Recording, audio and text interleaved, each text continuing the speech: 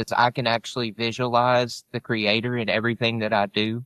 And I have a purpose and I have a meaning and I ultimately know or truly what I believe know what happens to me when I die. So I find comfort in that.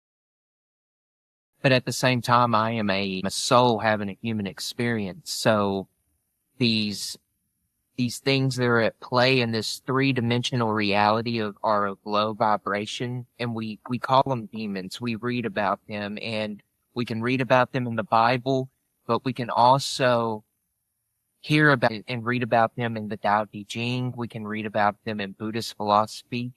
They talk about, negative entities and even the Quran, and, they all come from a low place, right? Mm-hmm.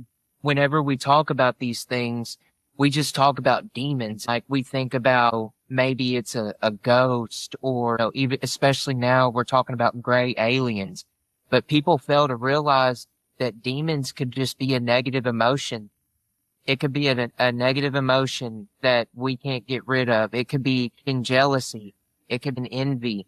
It could be, depression. It could be sadness. It could be things that we want to let go of, but we make choices subconsciously and we think that it's the right thing.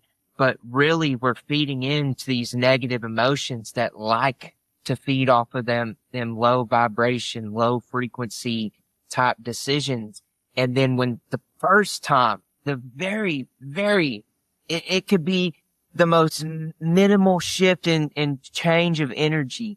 But the moment that happens and you've been making choices based off of these negative emotions, that's where the spiritual warfare becomes real. And it might take you months or even years for some people to come back from that.